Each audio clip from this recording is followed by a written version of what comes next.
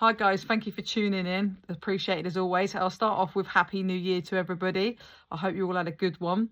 So currently on the phone now, I have my friend over in America. I'm just showing everyone the screen from the American number. Alexander, as you may know, I put up some posts with saying I was going to do some work with him in the past, obviously with stuff that happened with mum, which you're all aware of. Things got backtracked. Luckily, he's been patient with me. He's been waiting. So we thought, what better way to start the new year than together, and we can finally actually start doing some work together. So happy New Year, Alexandra. How are you? Happy New Year to you, Francesca. I am doing great. How you feeling today? Good. Yeah, really good. I'm glad that we're actually finally here and touching base together and getting the ball rolling. Well, it took you long enough. I know, all on me. I take full responsibility, guys. It definitely was all on me. Like I said, I'm really grateful that he's patiently still waiting here. So let's hit it off. Would you like to just introduce yourself? Let people know, obviously, how long you've served. You know where you're currently at. Yeah, I'll let you take over. Okay, thank you. So, my name is Alexander Rashad Hamilton. You have got. I'm really sorry to cut you off. You, You've gone far away again. okay, hold on 1 second. What about now? You got me? Yeah, that's perfect. If you just go a little bit slow, Okay, that's good. okay, I got you. All right, so my name is Alexander Rashad Hamilton. Um, I am a death row prisoner here inside of the state of California. I have been incarcerated since the age of 18 um, for the shooting death of a police officer during a bank branch robbery. So I was 18 years old when I caught my case. I've been incarcerated ever since. This all transpired April 23rd, 2005. And by the time I was 20 years old, I was sitting up on death row, awaiting my fate at the hands of the state.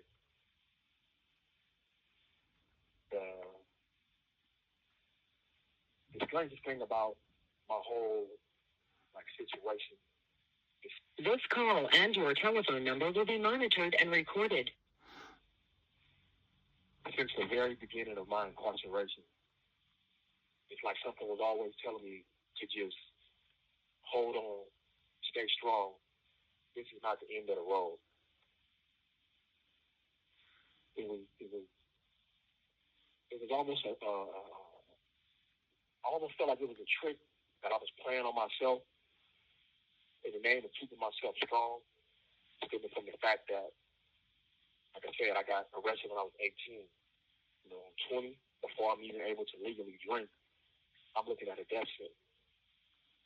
So, when you turn on TV and you hearing all these stories about, the American criminal justice system, you're seeing what happens to people day in and day out. And now I have to come to grips with the reality that I too am also going to fall victim to this system. So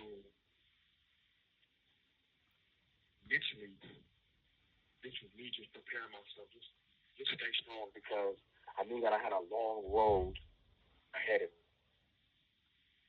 There's no way I could have thought, okay, let's look 19 years into the future, because of my incarceration is going on 19 years.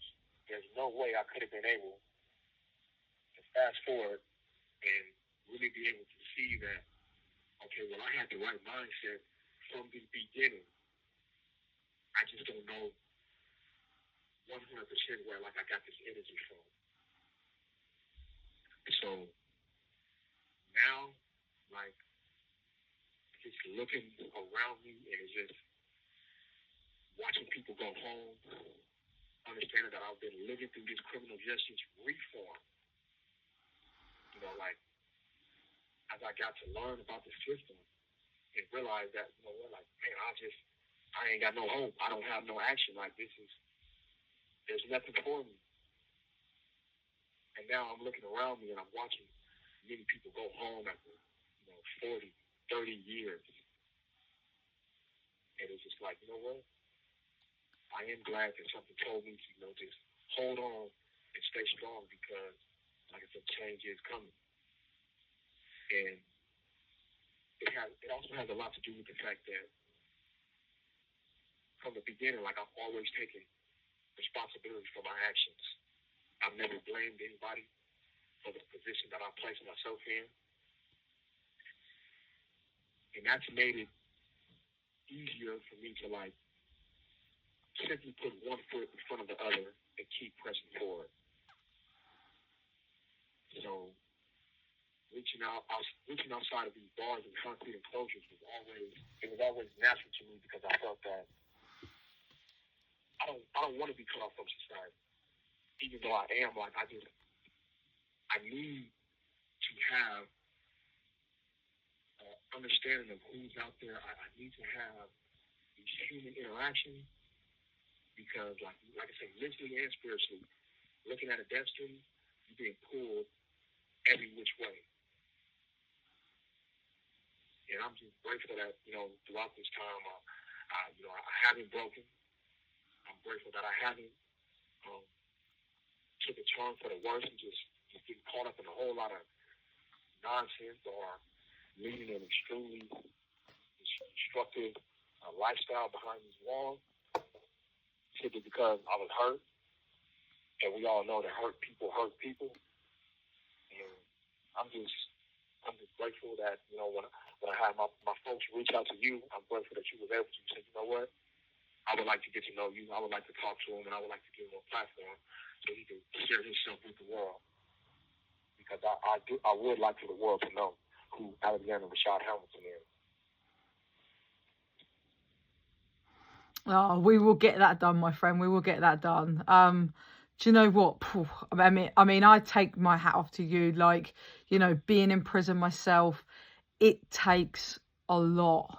And to know you're on death row. I mean, like, to get through my sentence, it took a lot. And like I said, to know that you're on death row, that's a whole new level to stay so positive. But I mean, one thing you said that really stood out to me, and that's taking accountability. And you're so right. Like, you have to take responsibility. And when you don't, you watch people be so bitter in prison, like, I didn't do it, I shouldn't be here, but you see nothing but the hate, you can see the torture of their sentence and how it's torturing them and tormenting them. The fact that you say, I did it, I take accountability, I'm not blaming anybody, that's huge in itself. Yeah. I can elaborate on that. So, if you pay attention to the timeline, so 2007. This call and your telephone number will be monitored and recorded. This will happen throughout, guys. I was tried. 2007, I was tried. I was convicted, and I was sent to death row in September. In 2008,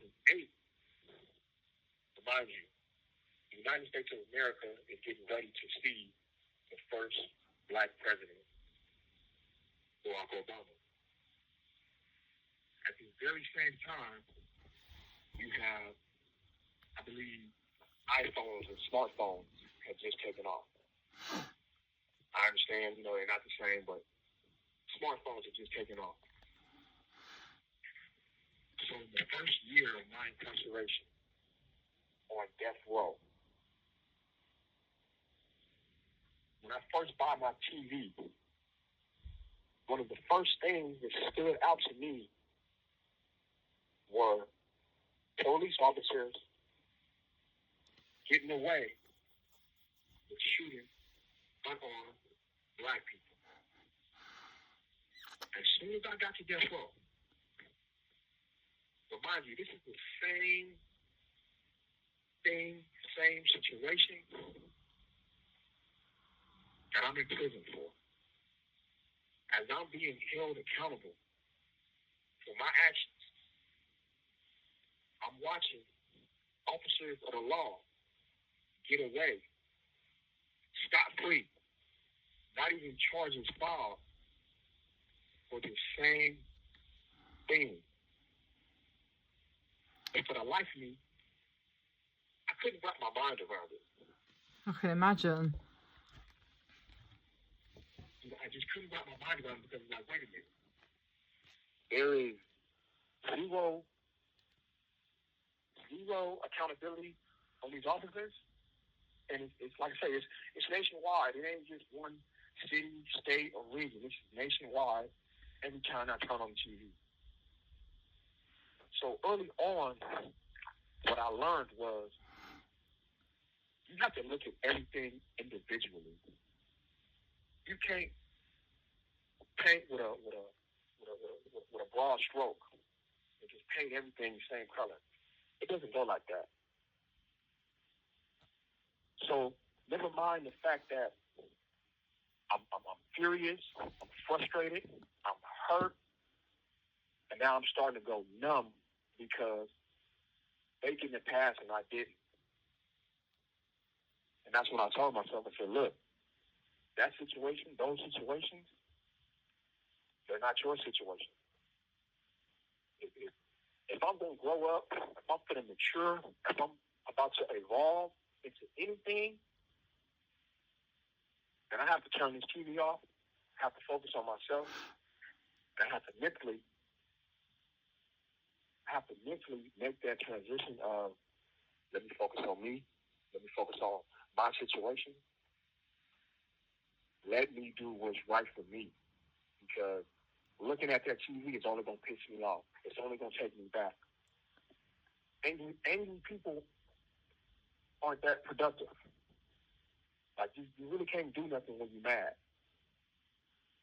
You understand what I'm saying? No, I know. So that's when I said, just let me focus on me. And the more that I focus on me, the more that I start questioning myself. You have 60 seconds remaining. My biggest thing was I wanted to understand how was it that I got to be where I was, and it just came so easily, so natural, and before you know it, I'm just looking at a death sentence. Let me call you right back. Yeah. So guys, this is going to happen every like 15 minutes. It cuts out and he has to call me back. But yeah, I will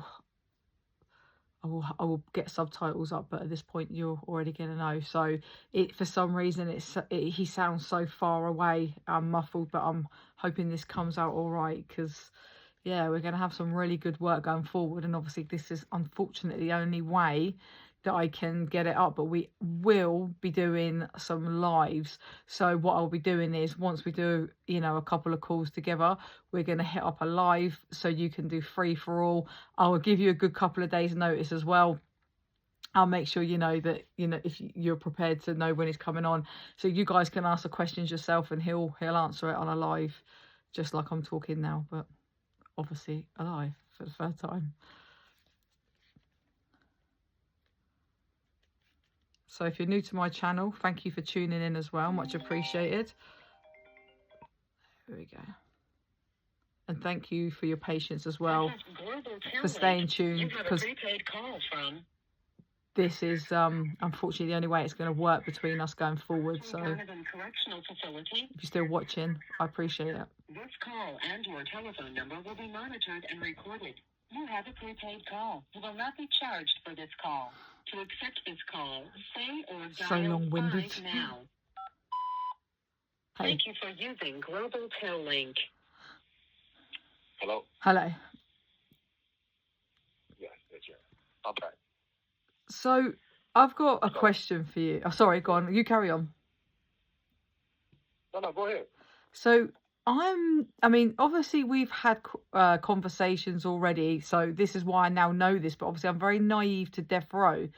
So I guess you're the first person I've ever spoke to on death row, so I've never really thought about it. I just thought death row just meant that they can call you up whenever they wanted to, and they just give you the injection, and when your time's come, your time's come. I don't know how long they give you, a week, a couple of days notice, whatever it is.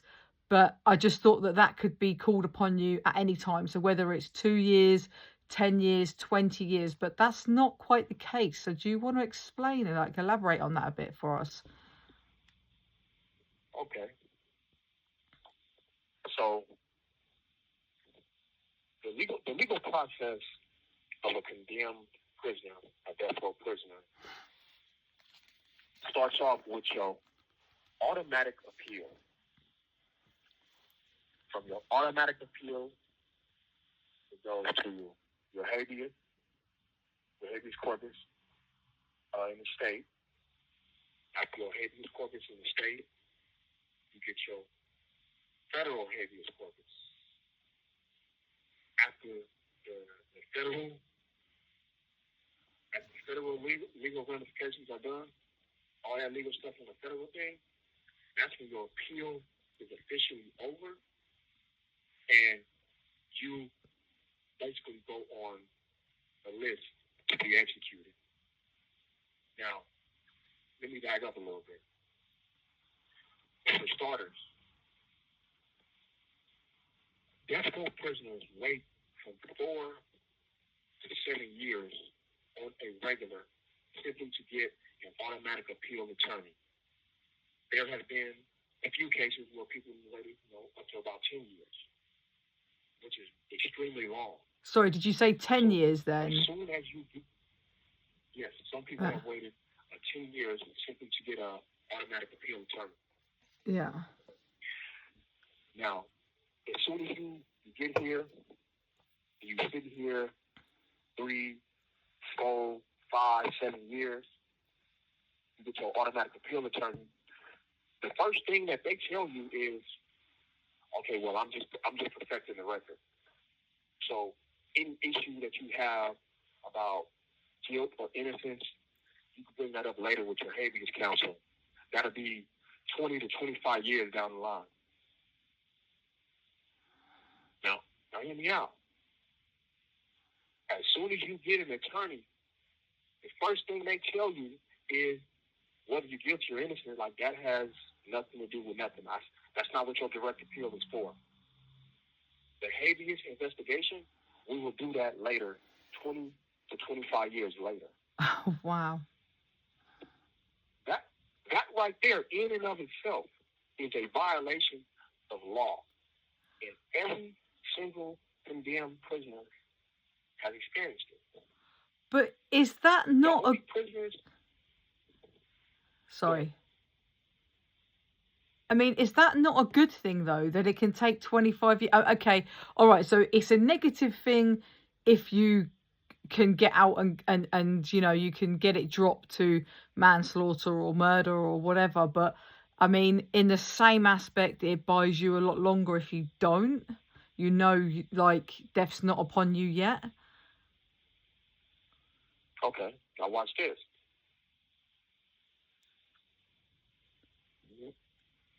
As prisoners, we are not the ones that write laws.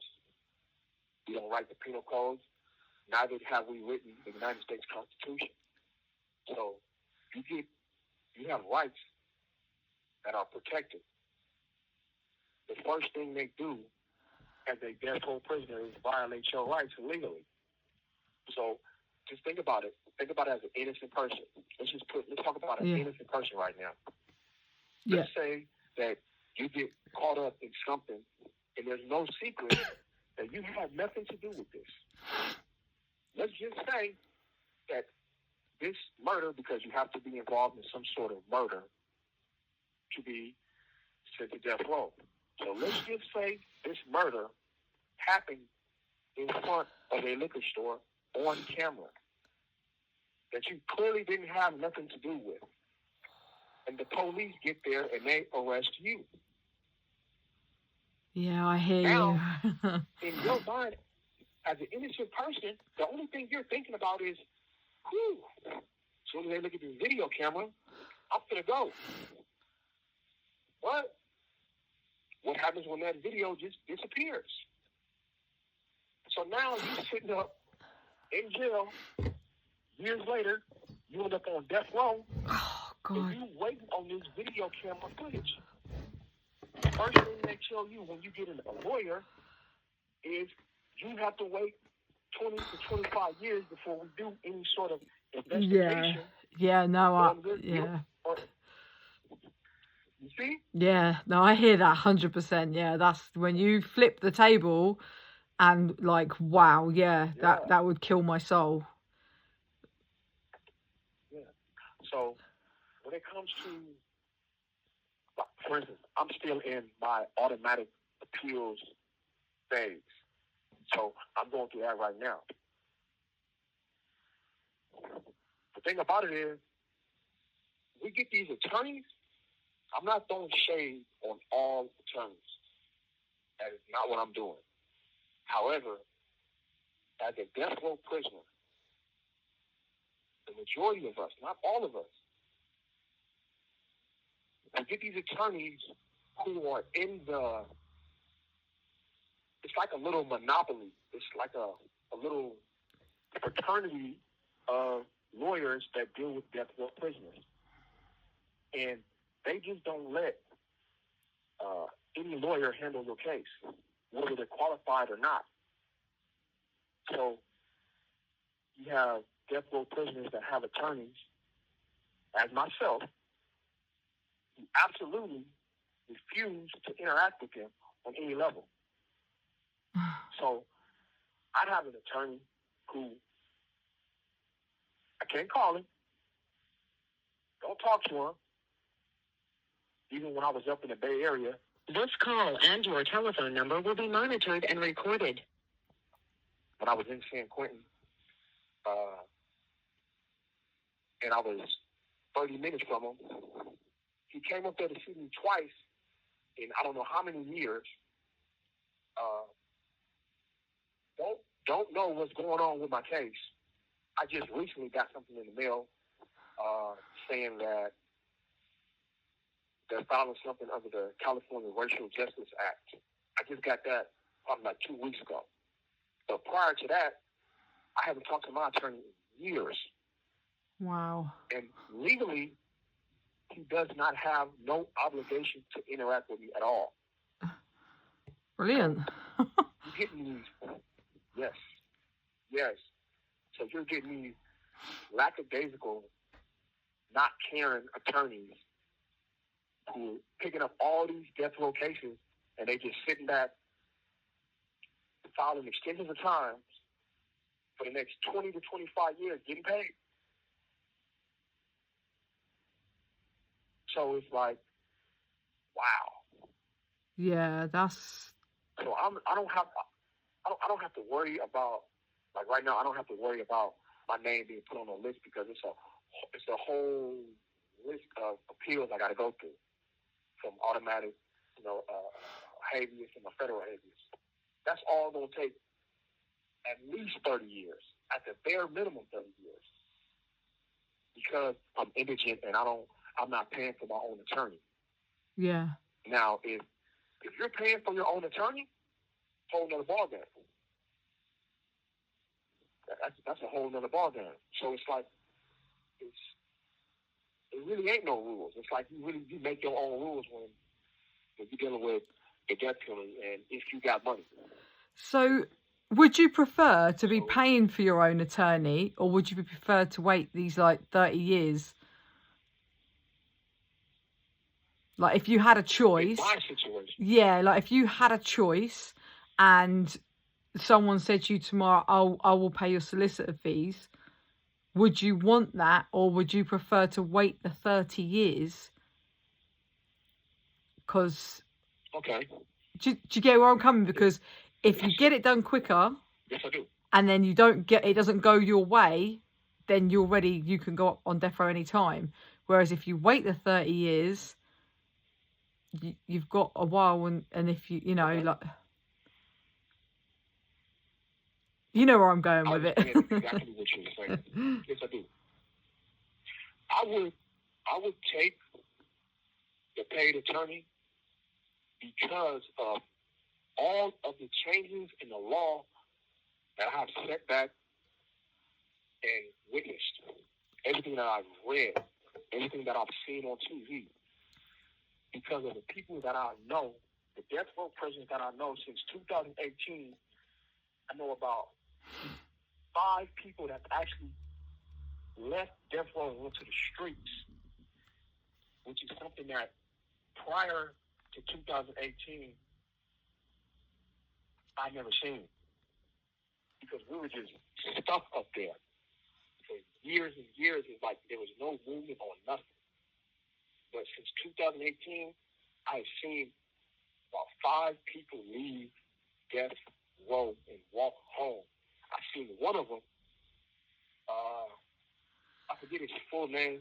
I believe his last name was like Benavides or something like that. This call and your telephone number will be monitored and recorded. This man was charged with a heinous crime against a child. A heinous crime against a child. Come to find out, this man did not do it. And the medical examiners knew that he did not do it. And somebody lied. They had to walk this man from death row to the front gate of San Quentin State Prison and let him go home. This is all over CBS, so Google it. Yeah, I will. So, you know what I'm saying? So it's like, they walked this man from his cell in handcuffs out the building to a van, put him in a van, and drove him out the gates of San Quentin State Prison and let him go. So it's like, these people know that the system is extremely unfair. Now, I'm not sitting up here preaching as if, I don't deserve no time, or that they should let me go, or I should have got a slap on the wrist. I'm not saying that. What I'm saying is, with a paid attorney, I will be able to bring up my issues that say, hey, you know what? We need to give this man another trial for this reason right here. Or this man should be eligible for parole for this reason right here. Yeah. Or we're going to take the death penalty away from him for this reason right here. Because when it comes to the youth offender laws say first it started off from 23 and under. Then they moved that number to 25, and I believe as high as 26 years of age and under. 26 and under. And it states that you can't just lock somebody up for the rest of their lives without giving them any action at parole and just throwing away the key. So, because under 25 years of age, the human brain is not fully developed. They're talking about... You have 60 seconds remaining. Especially in young boys, young men, like impulse control and all that stuff. So the United States Supreme Court acknowledged this, came out with laws for this. However, I am being barred from relief under the youth offender laws, number one, because my case involves a police officer, and number two, because I'm a death row prisoner. Let me call you right back. Yeah. So it's quite interesting. I don't know how you guys, a lot of you might be much more knowledgeable than me on death row, but yeah, I had no idea that it'll work like that. But like, put yourself in his situation, guys. Like, think of like, where would your head be at? What questions have you got for him? Because I'm gonna miss stuff. Probably, you're gonna be sat there watching it from a different view that I'm here talking to him. So anything that you think of, guys, hit the comment section. Let me know. And if you're not subscribed, hit that subscribe button, please. But yeah, really interesting stuff. I hope you guys can hear him clear enough. just that waiting for the call back, but I appreciate his time. I just can't imagine. I can't imagine doing all that time. I can't imagine just not knowing when, when's your day gonna come. Oh, my sentence was long enough. Never mind doing that. I just love the fact, he takes accountability, he owns what he done. Well, you kind of can't not, but you know how people don't go, oh, it was such and such, or I didn't shoot him, it was my pal. He's not trying to say any of that. Thank you for using Global Link. Hello. Hiya. Yes. So, what I was saying was with the youth defender law, so now the youth defender law don't say nothing about, well, if your case has anything to do with the police, you're barred, or if you're a death row prisoner, you're barred. It's these California laws that somehow, some way, they're trumping the laws that the United States Supreme Court has laid down, which really is a contradiction because the United States Supreme Court that's the law of the land. However, you have these states, they have the power to write laws according to their liking. Now, if I had an attorney that was paid, this would be the first thing he would challenge. Like, wait a minute. Why isn't my client entitled to this relief right here? So it's basically like a hurry up and wait game with me, because even when I brought this up to, because my attorney, even though I have an attorney, the California Appellate Projects oversees the majority of death penalty cases, unless you have a co-defendant and they cannot represent both of y'all. So I think there's it's an alternative defender's office. So if you have a co-defendant that's on death row with you, one of y'all will get the California Appellate Project, the other one will get the alternative public defender's office. So my issue, as I bring them up to the California Appellate Project, one of the things they'll tell you quick is, okay, well, we're just going to wait. We're going to wait for somebody else to bring this up in court and challenge it. Wait a minute.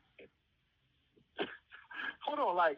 If I'm sitting here and I'm giving you a valid argument about what's going on, and you're going to tell me to wait. So who's going to have the courage to get up here and write this complaint, or write these legal papers out to say my client should be entitled to relief? If everybody's waiting on somebody to do something, nothing is going to get done. Yeah. You know what I'm saying? So I said with the death penalty, it's a tricky and sticky situation. And like I say, it's hurry up and wait. So even though I'm in prison for something that I actually did, a lawyer is still very much needed, because, like I say, people are getting out of prison after 20, 25 plus years. The only reason why I'm not getting ready to have a parole date is stemming from the fact that, number one, I am a death row prisoner. Number two, my case involves the death of a police officer. So, year after year, every single bill that's proposed, every single bill that's passed, the first thing they write in every bill is if your case has anything to do with the death of a police officer, you're barred from relief. Police officer, firefighter, something else. Police officer, firefighter, peace officer. That's all the same thing. You're barred from relief. So it's like every year, every law, that's at the top of every list. This call and your telephone number will be monitored and recorded. So, I mean, just think about that for a minute. It doesn't say if you have, some sick, heinous crime. They're not talking about that. But at the top, it's police. So now I'm not disrespecting nobody's profession. I'm not throwing shade on anybody about whatever they do. If you pro law enforcement, hey, that's your call. That's on you. However, why are they in such a protected class? As if I can make a mistake and rob and shoot some random guy on the streets, and I can be forgiven for that. Okay, you served 20 years. Okay, you've been doing the work. Okay, I'm gonna parole you. You're good. Just stay out of trouble. However, if I make the same mistake and a police officer dies, I have no redeemable qualities now. I'm considered the worst of the worst, and I must be killed. I must be executed. Yeah, I mean, I've got to interrupt. I mean, it's actually quite sickening the way that you can kill my dad and you can get parole, but you can kill a police officer that's a dad and you're going to get death row. Like, why is he more special than my dad? A life is a life. Like, a life's a life. Murder's murder. Like, end of discussion. So, and like you said earlier, all these policemen beating up people, killing people, and like you said, they still got their badge, and for no reason. You've seen you wouldn't have seen the videos, but we see the videos. I've seen it in America, like a guy kneeling on a black guy and killing him, like, and he's begging him to get off. He's not, it's horrific. It's absolutely heartbreaking, and that, even if they do get a sentence, they might serve 10 years. So I'm totally with you. I think it's disgusting. It shouldn't matter what job you do. It actually shouldn't matter who you are. I mean, unless you're, a wrong one, then I'm not gonna class them in the same brush, but in the same category. Sorry. But yeah, I totally agree with you. I don't think it's fair at all that you get death row because it's a police officer. And that's like I said, that's one thing I noticed about being on death row. In the time that I was up there, anytime you see on TV somebody that was charged with the shooting death of a police officer and they got arrested, we knew without a shadow of a doubt they're coming to death row. You're not going to beat that. Our trials have two parts to our trials. The first part to a capital trial is the guilt and innocence phase. Okay, now, if you get found innocent, there's no need for the second part. So, when you get found guilty, then you go over to the second phase, and the second phase is you're either going to see death penalty, or you're going to see life without the possibility of parole. Those are the only two options. Not life with 50 years or 30. No. Death or life without parole. Mm. Those are the only two options if you get found guilty in a capital murder case. Okay? So, once you get found guilty, and let's swing over to this part, now you got 12 jurors that have the say-so on whether you get the death penalty or life without parole. These are 12 people with no knowledge of the law. Mm-hmm. No knowledge of the law at all. These are 12 citizens.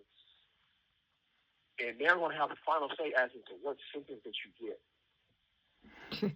And I don't understand how I do, but I don't. Well, let's just say it's an easy call for any time an officer is the victim. It doesn't matter what your jury makeup is, whether white, Mexican, black. It doesn't matter, old, young. It's going to be an easy call for this district attorney to get a death verdict from you. Now, I went to trial in 2007. I was incarcerated in 2005. So during the time that I was in the county jail, I've seen people come with double murder, burning bodies, rape, killing, God, kids, adults that got life without possibly parole. So it's like, there was a time when I wondered, I said, wait a minute. How is it that these people can escape such a heinous crime? They can escape the death penalty, yet people with cases against the police, like, we're just locked in. So it doesn't matter what your jury makeup is. How can somebody look at like all these sexual sadistic crimes and just feel like, oh, nah, we shouldn't kill him? It's not funny, but it is. It's mad. It's true. I mean, just really think about it. You know what I'm saying? Like I said, I'm not supporting the death penalty. I'm not supporting it. Yeah, I mean, I'm not supporting the death penalty, but I'm just saying. Yeah. Just think about it. We have it quite. I mean, obviously we don't have death row here.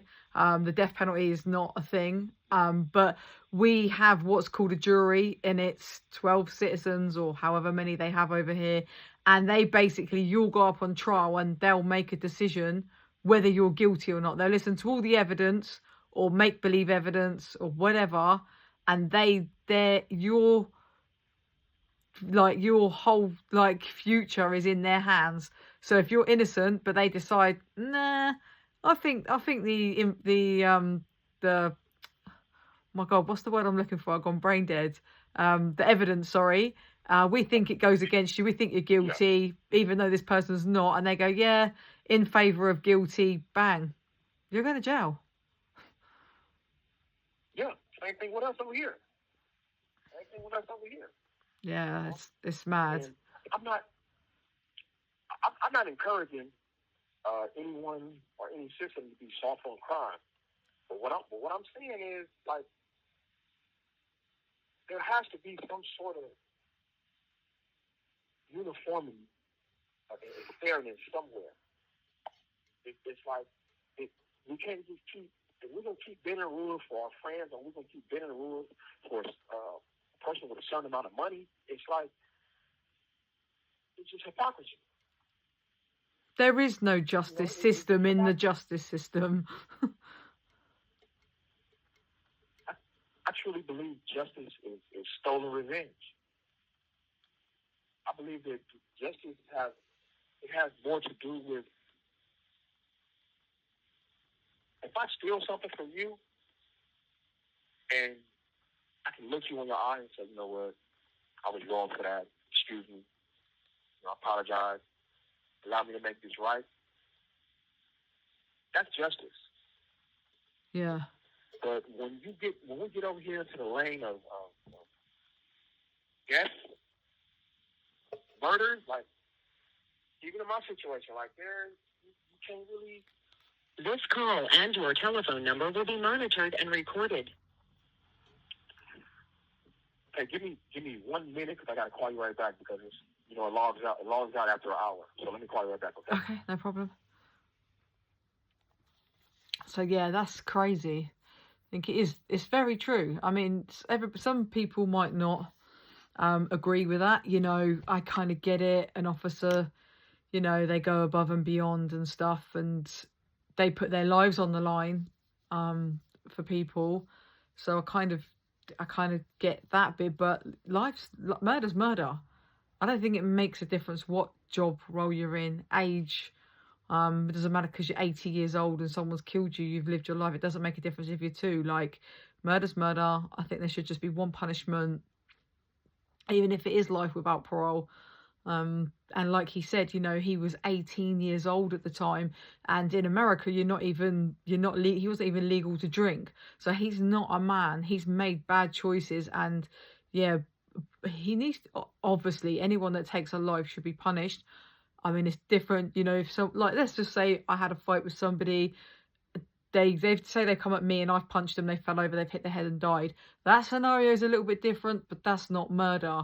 You know, everyone deserves, if you murder someone, you 100% you need to pay the price. But I don't think that it's right in America that one person can get life without parole, the other one gets death row, the other one gets like 15 years and gets out.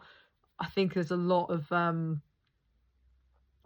madness in the different sentences that you can get, especially in the different states and stuff like that. So it's going to be really interesting talking with him going forward. Again, like I said, anything you want to know, I definitely need to do a live with him. I think that would be a really good one, so you can just jump in, like I said, and ask him questions. And as I said before, sorry about the whole, it beeps in every so often and lets me know that it's recording. But they seem to be really laid back there compared to what they're like over here. And he has in America, he's like sat in his room with a headset, and they have like an iPad. He explained it, and so like I can message him. So like in England, you have email a prisoner, so you send an email, and in America, he's got like an iPad, so he'll message.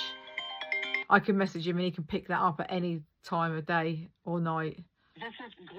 It just goes through, like, yeah, like I've just sent him a text message, basically. The R.J. Donovan Correctional Facility, San Diego, California. This call and your telephone number. After we've done a few videos with him, I think we should do like a GoFundMe, try and get him for. Some people are going to go mad and be like, no, you shouldn't do that, but. Thank you for using. I'll let you guys make the decision on that. Hey. Can you hear me? Yeah. I'm just waffling to the viewers while we're waiting for you to call back. I can't sit here in silence. Okay. Yeah, I was just saying to them, like, obviously after we do like a couple of videos and stuff, I think it would be really great to get you on a live. So like I'll go live and then they can just fire through with the questions. I said I'd do like a little premiere beforehand, so you know everyone's got a couple of days notice to know that it's happening. Yeah, and yeah, I think it'll be really good. Definitely.